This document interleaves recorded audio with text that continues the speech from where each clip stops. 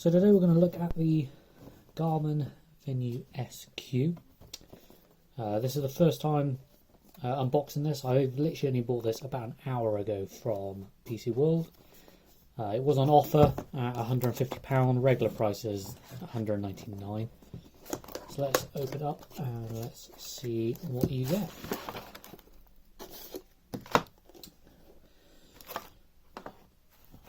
So you've got a unique USB charging cable,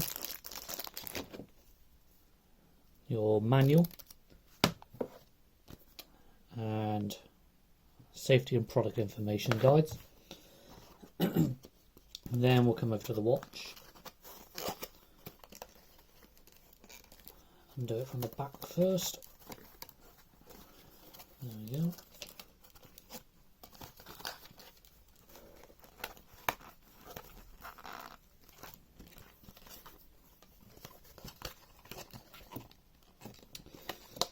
There we go, finally. So there we go. Best part. Okay, so I've got this to replace my current fitness tracker, which is the On-a-Band 5. I have got a review on this on YouTube as well, if you want to check that out. So this one is, I say a lot more money, is £150 on offer at the moment, but it does have a lot more features than my current £30 one. The main one being this has built-in GPS. So with this one at the moment I'm using a third-party app on my phone, Strava or Map My Run, whereas with this tracker I'll be able to track my distance, cycling, running, swimming, all on the watch, and I won't need to use my phone at all. There are two versions of this particular watch. There's the non-music version and the music version. I've got the non-music one here. Main difference is the music one is more money. It's about £50 more, but you have the option to download and save MP3 files to the watch itself, so you can connect your Bluetooth earphones and listen to your music without having to connect your phone or even have your phone on you. It's all done through the watch. So let's go have a look at the features, and I'll take this out for a test run this afternoon and see how it fares.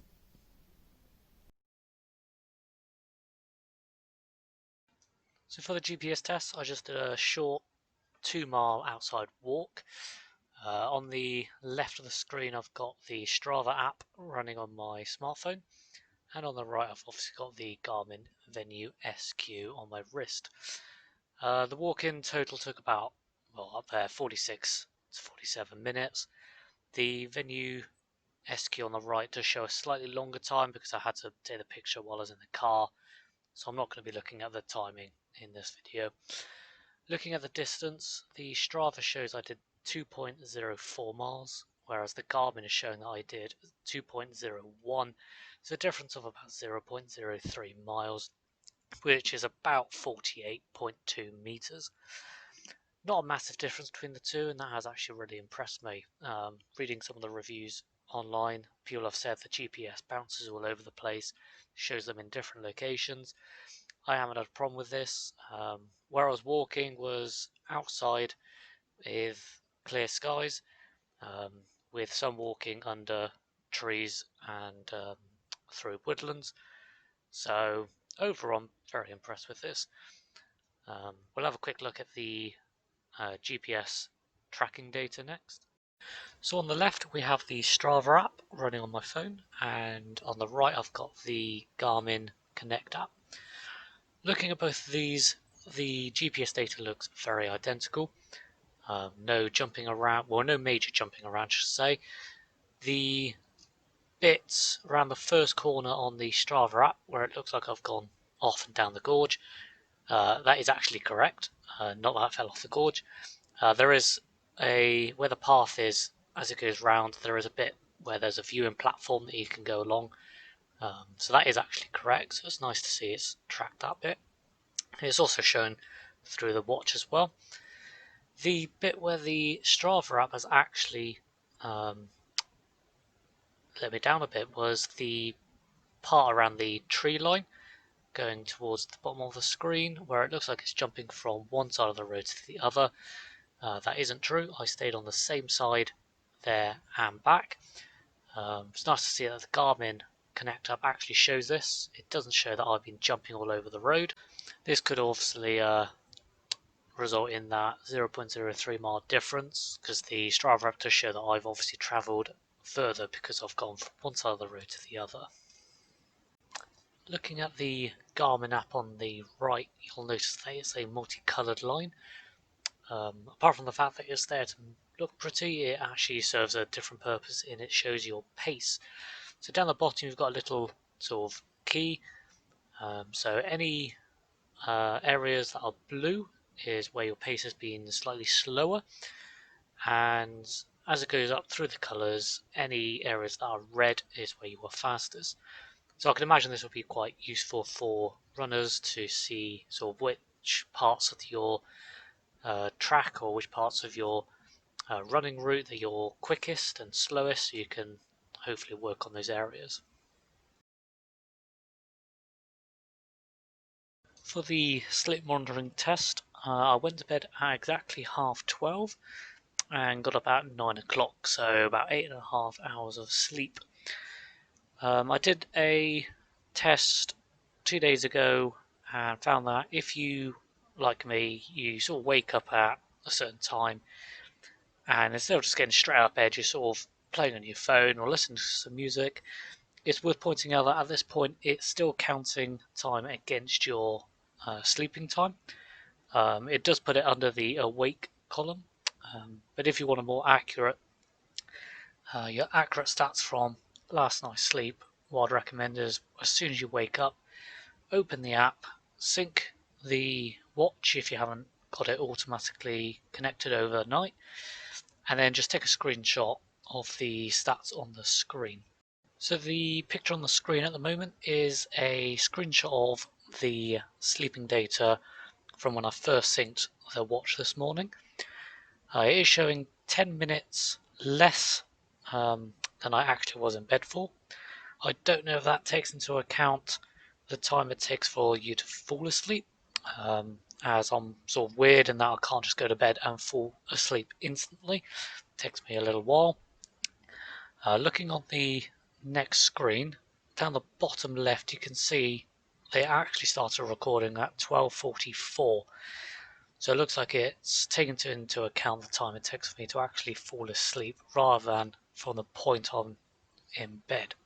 Going back to the first screen, you can see you've got the total sleep time in the middle, and then below that you've got how many hours and minutes of deep sleep, light sleep, REM sleep, so rapid eye movement, and how much time you were spent awake.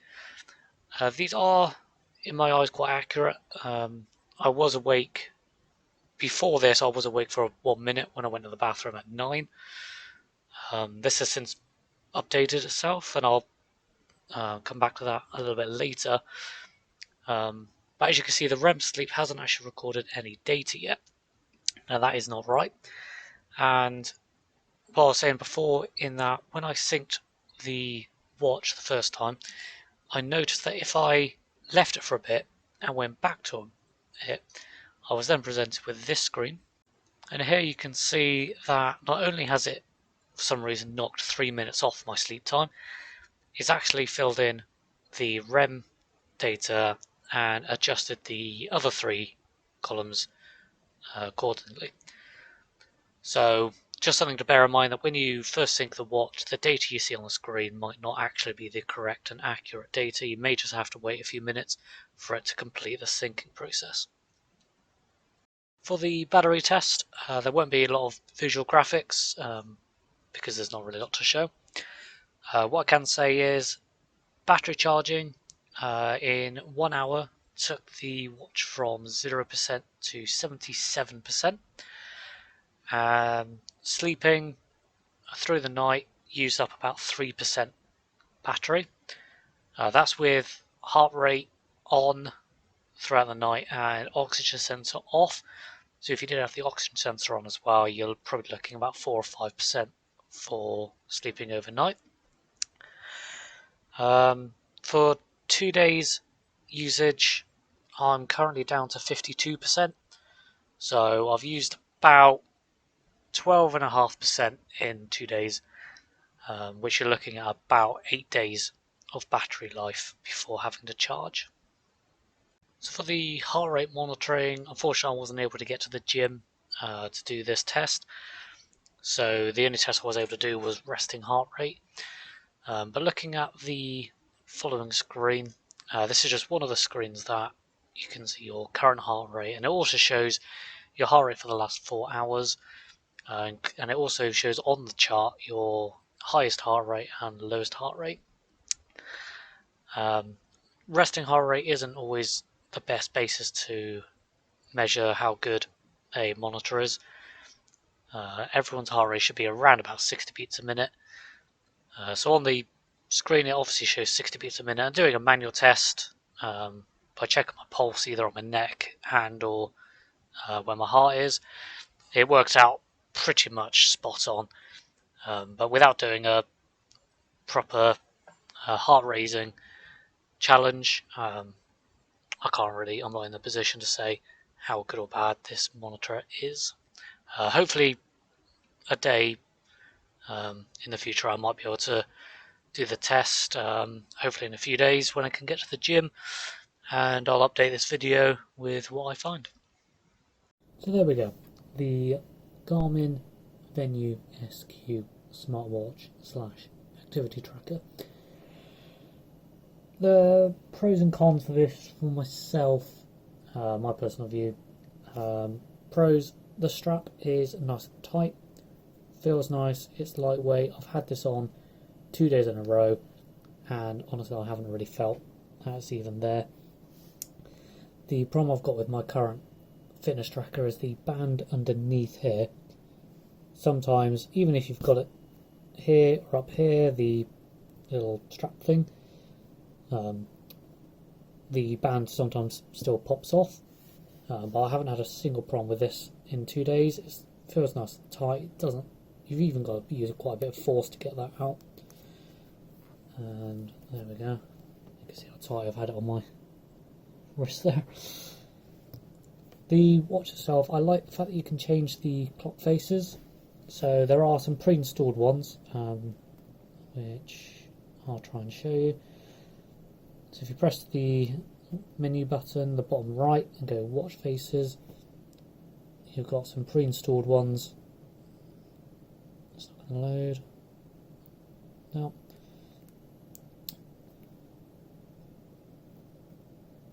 Got some preloaded ones here. You can also download more through the app, and also through the app you can create your own custom one. So I've created a custom one here. So I've just taken a picture on my phone, put it through the app, and then you select what information you want. So I've got, I'm not sure if you can see that, I've got the time, battery, today's date, how many miles I've done. Probably not the best picture to use all that data on, I can't really see it. Like I said, this is a very comfortable to wear watch. There are times where I don't even feel like it's on my wrist. It's quite low profile, if you look at that side. Also, the fact that it has 20mm straps means you can just unclip them using the quick release toggles here and there. And that does mean that you can buy third-party straps online and use it to customise it to your preference. The other thing I love about this is I wanted a watch that had a square interface. I'm not really a big fan of the circle ones. And the fact that it does look very much like the Apple Watch series, but it costs almost half less. The downsides to, well, actually one other pro I forgot to mention is the data fields for when you're working out is fully customizable. So if I go into, say, bike indoor, and then if I click there and go settings, I've got my data screens here. So you've got 3 that you can customise. You can't really see that. So if I go screen 1, you can have 1, 2 or 3 fields, and you can edit the field. So if I click on layout, so I can either have 1, 2 or 3 lines of data. And if I go back and go edit, this is the point where I can click on each of the individual ones. So if I don't want calories there, I can just quickly calories. There are sections and subsections and loads of information. I could put temperature in there, lap time, I could put calories, heart rate zone, timers, a lot of information. On to the cons.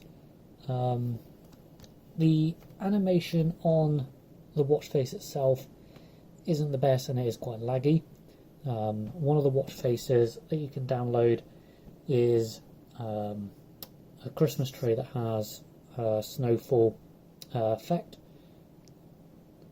and once it's installed on the watch, it does take a while. You'll find that as the snowflakes are coming down, it's not a smooth motion, it's very jagged and very laggy.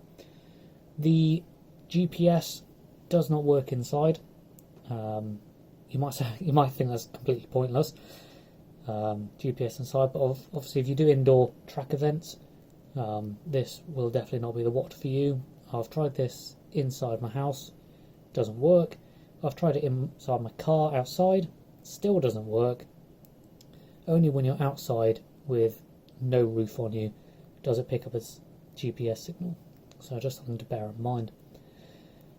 The other downside for me personally is the cost. This watch is the non-music version, so normally this is about £200, which already is a lot of money. It was on offer at £150, and it's a nice watch. It works, and I'm very impressed with it. But even for myself, £150 is still a lot of money for a activity tracker or watch.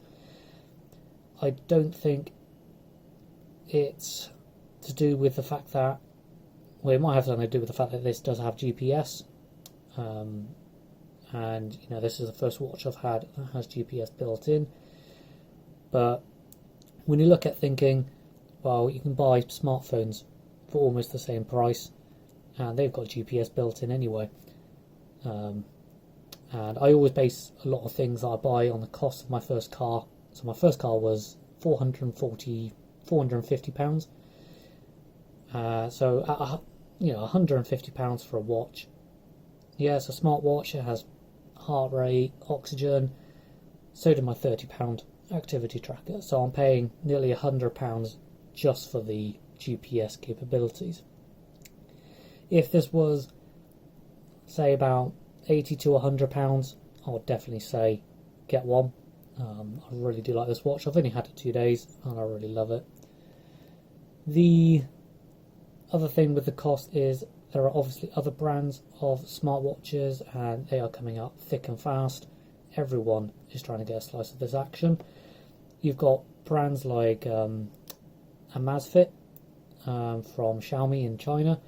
They've got their GTS model, which is very similar to this one. It's a square interface and looks very much like the Apple Watch, except that brand new is about £120, but on offer that comes down to about £89, or I've seen it down to £79.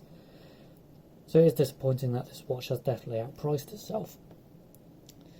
The only thing with those other brands is, with the watch you can get the best hardware in the world, but it's also the software that back it up. Now, the Garmin Connect software at the time of this video had a 4 out of 5-star rating, which is incredibly decent on the App Store. The other brands you'll see, like Amazfit or other brands you've never even heard of, you're probably worth looking at your App Store for the app first, because you could probably get the watch for £50, but the app only has a 2-star rating and is completely useless, so it's just a waste of money. But it's really good to see that the app had a 4-star rating, and the app is really good. It has a lot of data, as you've seen, as hopefully you've seen throughout this video.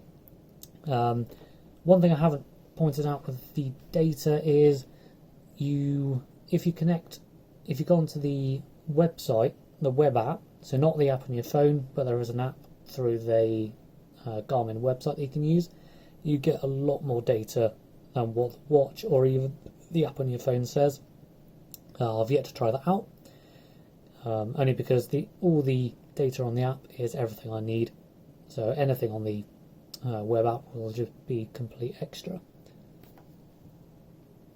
So overall,